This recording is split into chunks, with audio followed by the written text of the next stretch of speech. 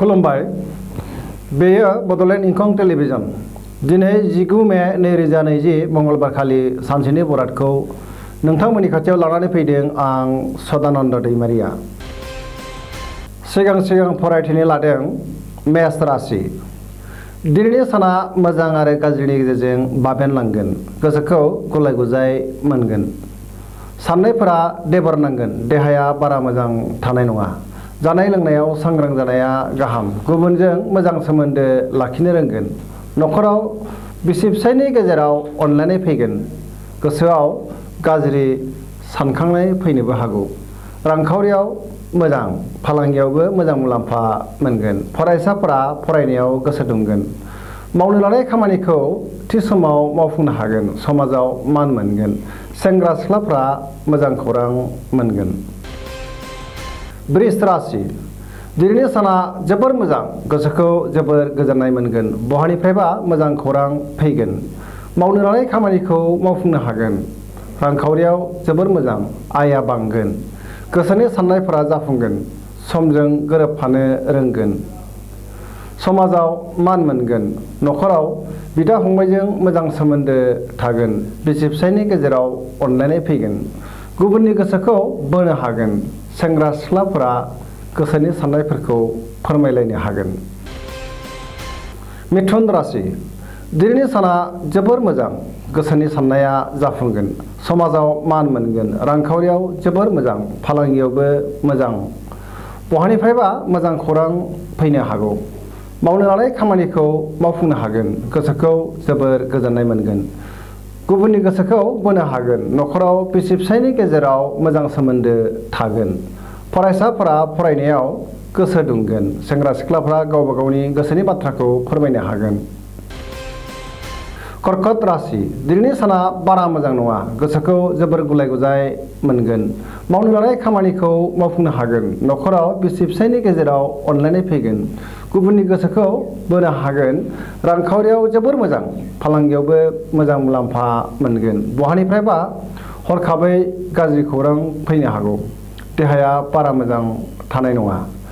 जायखिजाया बिथिङाव हाखु दाखु खालामैयानो मोजां। जानाय लोंनायाव सांग्रां जानाया गाहाम।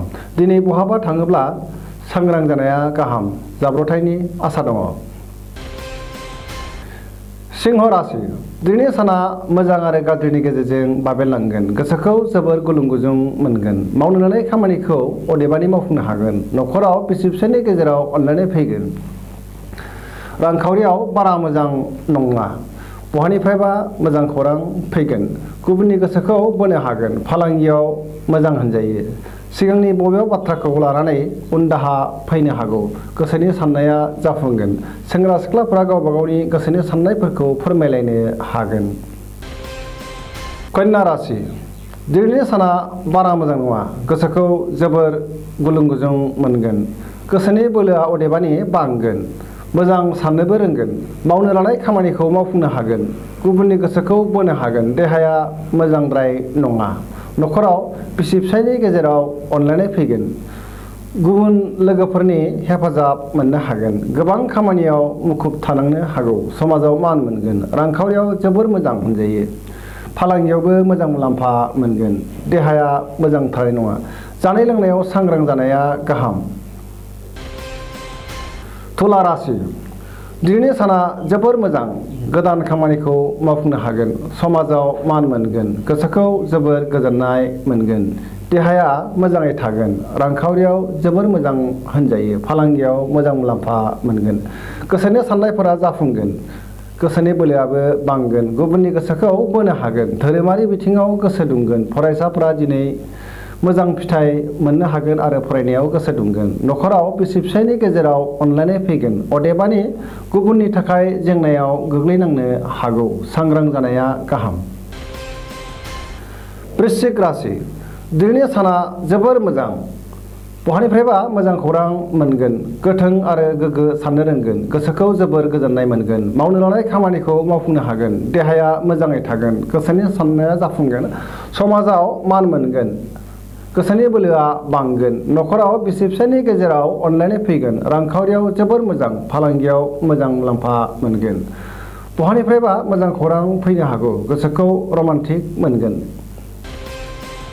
धनु राशि दिनैनि साना जोबोर मोजां समाजाव मान मोनगोन बहाबा दावबायहैनो खाबु मोननो हागौ न'खराव बिसि फिसायनि गेजेराव अनलायनाय फैगोन गोसोनि साननायफोरा जाफुंगोन गोसोखौ जोबोर गोजोननाय मोनगोन देहाया मोजाङै थागोन गुबुननि गोसोखौ बोनो हागोन मावनो लानाय खामानिखौ थि समाव मावफुंनो हागोन रांखावरियाव जोबोर मोजां होनजायो फालांगियावबो मोजां मुलाम्फा मोननो हागोन गुबुननि हेफाजाब मोनगोन धोरोमारि बिथिङाव दिनै गोसो दुंगोन। मकर राशि दिनैनि साना मोजां आरो गाज्रिनि गेजेरजों बाबेनलांगोन गोसोखौ गुलाय गुजाय मोनगोन देहाया बारा मोजां थानाय नङा जानाय लोंनायाव सांग्रां जानाया गाहाम गोसोनि साननायफोरा जाफुंगोन मोजां सोलो आरो साननो रोंगोन न'खराव बिसि फिसायनि गेजेराव अनलायनाय फैगोन रांखावरियाव जोबोर मोजां होनजायो फालांगियावबो मोजां मुलाम्फा मोनगोन गोसोआ रमान्टिक जागोन सेंग्रा सिख्लाफोरा गोसोनि साननायफोरखौ फोरमायलायनो हागोन।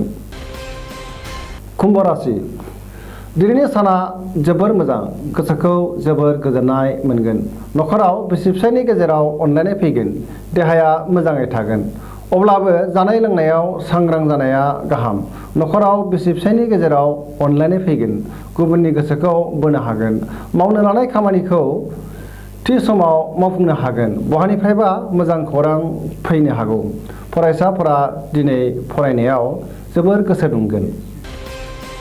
मीन राशि दिनैनि साना बारा मोजां नङा गोसोखौ गुलुं गुजुं मोनगोन सुथुरा बांगोन सोरजोंबा गाज्रि नोजोर होखोमा जानो हागौ गोसोनि साननाया जाफुंगोन समाजाव मान मोनगोन मावनो लानाय खामानिखौ मावफुंनो हागोन देहाया बारा मोजां थानाय नङा जानाय लोंनायाव सांग्रां जानाया गाहाम रांखावरियाव जोबोर मोजां होनजायो फालांगियाव मोजां मुलाम्फा मोनगोन लोगोफोरजों मोजां सोमोन्दो लाखिनो रोंगोन न'खराव बिसि फिसायनि गेजेराव अनलायनाय फैगोन।